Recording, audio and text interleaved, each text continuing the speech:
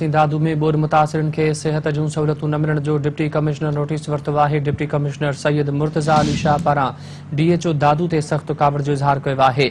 Deputy commissioner दादू मुर्तज़ा अली शाह जो चवणु आहे त DHO दादू खे बार बार हिदायतूं कयूं आहिनि बोर्ड मुतासिरन खे सेहत जूं बहितर सहूलतूं फराहम कयूं वञनि।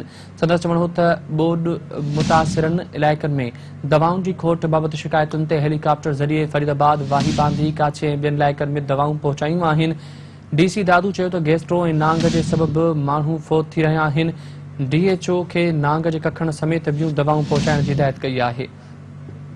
तफ़सील मालूम कंदासीं। वली चांडियो लाइन ते मौजूदु आहे। वली बोर्ड मुतासिरनि खे सिहत जूं सहूलतूं न मिलण ते डिप्टी कमिश्नर नोटिस वरितो आहे। छा हिदायतूं जारी कयूं वयूं आहिनि?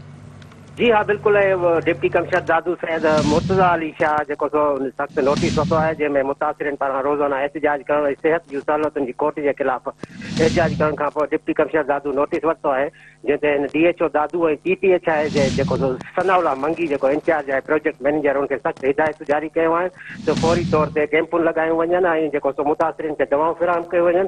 हिन चयो त जेके बोर्ड मुतासिरन खे सहूलतूं गवर्नमेंट जे तरफ़ां मिलियल आहिनि उहे असां ॾेई रहिया आहियूं, पर उनजे बावजूद बि अंग घणो आहे जंहिं करे हिते सख़्त परेशानी में मुब्तला आहियूं। हिते टेंट सिटी पिणु असां क़ाइमु करे रहिया आहियूं जंहिंमें वॾे तइदाद में खैरपुर ऐं कंबर शहदादपुर ऐं ॿियनि ज़िलनि मां आयल मुतासिरीन आहिनि जानशोर मां उन्हनि खे पिणु उते रहायो वेंदो, उन्हनि जे खाद खुराक जो पिणु बंदोबस्तु कयो वेंदो। जी ठीकु आहे।